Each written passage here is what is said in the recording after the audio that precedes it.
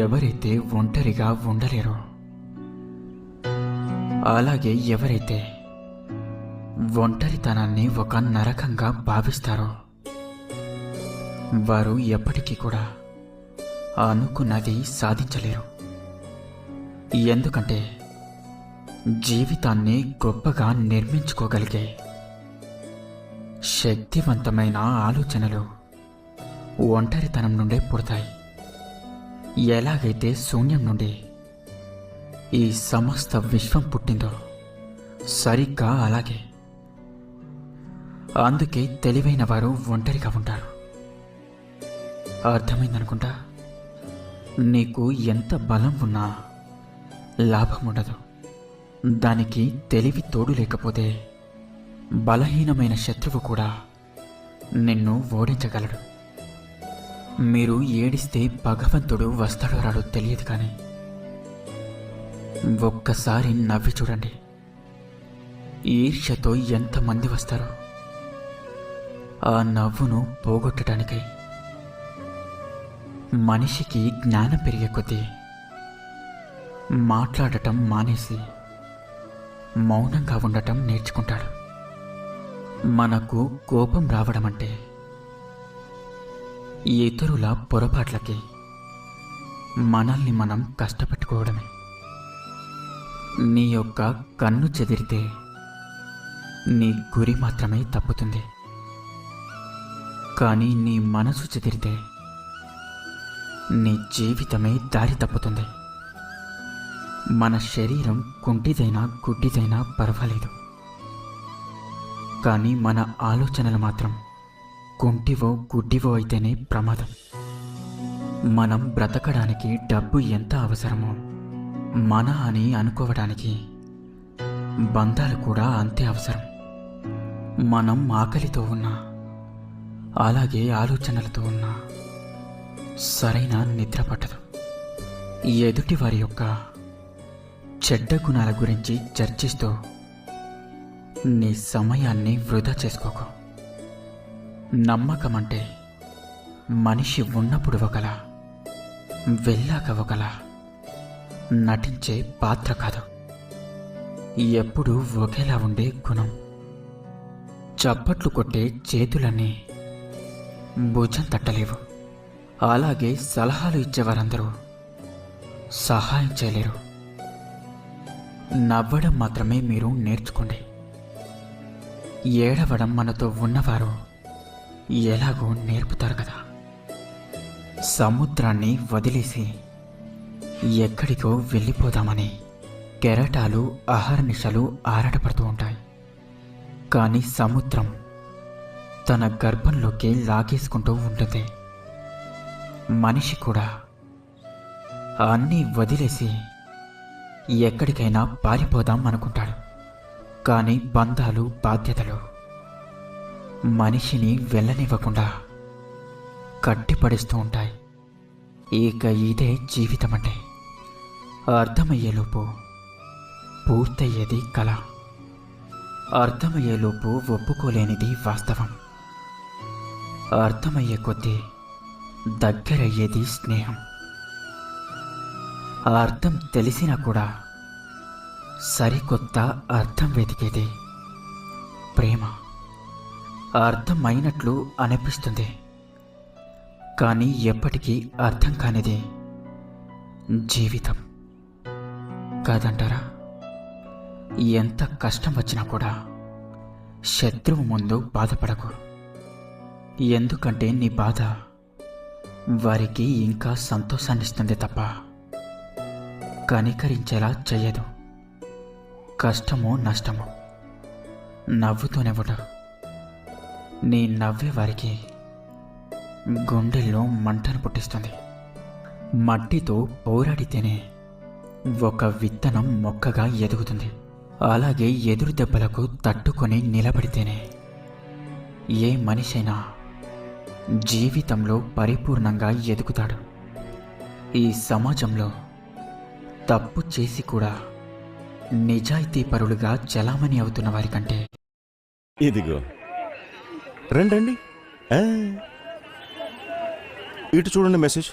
పరులుగా చలామణి అవుతున్న వారి కంటే ఏ తప్పు చెయ్యకపోయినా నిజాయితీని నిరూపించుకోలేక తప్పుడు మనుషులుగా ముద్రపడే వాళ్ళే ఎక్కువ కాదంటారా? 12 సంవత్సరాల వయసులో ఒక వ్యక్తి ఉద్యోగానికి వెళ్తున్నాడు అంటే వారి తల్లిదండ్రులు సరిగ్గా లేరని అర్థం. అదే ఒక వ్యక్తి 60 సంవత్సరాల వయసులో సంపాదన కోసం ఉద్యోగానికి వెళ్తున్నాడు అంటే వారి సంతానం సరిగ్గా లేదని అర్థం. కొలనులో ఉన్నంతసేపు తామరాకు అంటారు, తింటున్నంతసేపు విస్తరాకు అంటారు, తిన్నాక ఎంగిలాకు అంటారు. అదేవిధంగా నీతో అవసరాన్ని బట్టే నీ విలువ మారుతుంది. తలదించుకున్నంత మాత్రాన ప్రతివారు తప్పు చేసినట్లు కాదు. తగ్గిన ప్రతివారు చేతకానివారు కాదు. కొన్నిసార్లు నెగ్గడం కంటే తగ్గడం వల్లే మంచి జరుగుతుంది. ఎదుటివారి ముఖాన్ని చూసి వారి యొక్క వ్యక్తిత్వాన్ని అంచనా వేయకండి. కొంతమంది మనసులో కటిక విషాన్ని నింపుకొని బయటకి నవ్వుతూ ఉంటారు. మరికొంతమంది గుండెల్లో అగ్నిపర్వతం బద్దలవుతున్నా బయటకు ఏ సమస్య లేనట్టు సాధారణంగా ఉంటారు. ఏదైనా నా వల్ల కాదు అని వదిలేసే ముందు ఈ అవకాశం పోతే మళ్ళీ తిరిగి రాదు అని గుర్తుంచుకో. అన్నీ సాధించాక ఆనందంగా ఉంటుంది అని అనుకోకండి. మనం ఆనందంగా ఉంటేనే అన్నీ సాధించగలమని గుర్తుంచుకోండి. ఆపద వచ్చినప్పుడు అన్ని దారులు మూసుకుపోయినా మనోధైర్యం తోడుంటే ఖచ్చితంగా విజయానికి చేరువ చేసే దారి తప్పకుండా దొరుకుతుంది. విశ్వాసంతో ఉండండి. రహస్యాన్ని కాపాడడం, గాయాన్ని మరిచిపోవడం, అలాగే సమయాన్ని సద్వినియోగం చేసుకోవడం, ఈ 3 కూడా చాలా కష్టతరమైన పనులు. మంచి అందంతో పుట్టడం అనేది మీ చేతుల్లో ఉండదు, కానీ మంచి మనసు కలిగి ఉండడం అనేది మీ చేతుల్లోనే ఉంటుంది. మంచి సంపన్నులకు పుట్టడం అనేది మీ చేతిలో ఉండదు, కానీ మంచి సంస్కారంతో బ్రతకడం అనేది మీ చేతిలోనే ఉంటుంది. సహనం కలిగిన వ్యక్తికి వచ్చే కోపం సింహం కంటే కూడా ప్రమాదకరమైనది. చెడు మాటలు విని చెడ్డవారికి చేరువ కాకు. నీ ముందు నిన్ను తిట్టేవారే నీ మంచిని కోరుకుంటారు అని గ్రహించు. ఈ ఇష్టమైన పని ఎవరైనా చేస్తారు, కానీ గొప్పవారు మాత్రం చేస్తున్న ప్రతి పనిని ఇష్టపడతారు. ప్రశాంతంగా జీవించాలి అనుకుంటే ఎదుటివారు మారాలి అని ఆశించకండి. అలాగే వారిని మార్చాలని ప్రయత్నించకండి. మీరే మారండి. మన కాళ్ళకి ఏమీ గుచ్చుకోకుండా ఉండాలి అంటే మనం చెప్పులు వేసుకుంటాం, కానీ వీధంతా తివాచి పరిచం కదా. నిద్రలేని రాత్రులే కాదు, ఎప్పుడు తెల్లవారుతుందా అని రాత్రంతా ఆనందంతో ఎదురు చూసే గొప్ప గెలుపు కూడా ఒకటి తప్పకుండా వస్తుంది. ఓర్పుతూ ఉండు. నువ్వు పిలిస్తే రాని వాళ్ళు కూడా గెలిస్తే వస్తారు. గుర్తుంచుకోండి, ఆత్మాభిమానం ఉన్నవారు ఆకలినైనా భరించగలరేమో, కానీ అవమానాన్ని మాత్రం భరించలేరు. బంధం అనేది బాధ్యతల్ని పంచుకునేలా ఉండాలి, కానీ బరువుల్ని దించుకునేదిగా కాదు. నచ్చినవన్నీ ఉన్నా ఏదో లేని దాని గురించి బాధపడటమే జీవితం కాదంటారా? బాధలను ఓర్చుకుంటూ బాధ్యతలను నెరవేర్చుకుంటూ బయటకి ఎప్పుడూ నవ్వుతూ బ్రతికే గొప్ప జీవన నటుడు మనిషి. ఆనందం అనేది ఆస్తిని బట్టి కాదు, పొందే అనుభూతిని బట్టి ఉంటుంది. అలాగే సంతోషం అనేది సంపదను బట్టి కాదు, సంతృప్తి చెందే మనసును బట్టి ఉంటుంది. ప్రతినిత్యం దేనికో దానికి భయపడుతూ బ్రతికే వారికి ఎప్పుడూ కూడా ఆపదలు వస్తూనే ఉంటాయి.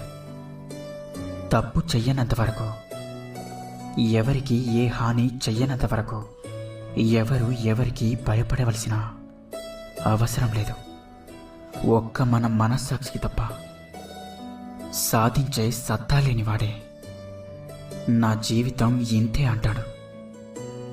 కానీ గెలవాలన్న తపన ఉన్నవాడు నా జీవితం ఇంకా ఉంది అంటాడు.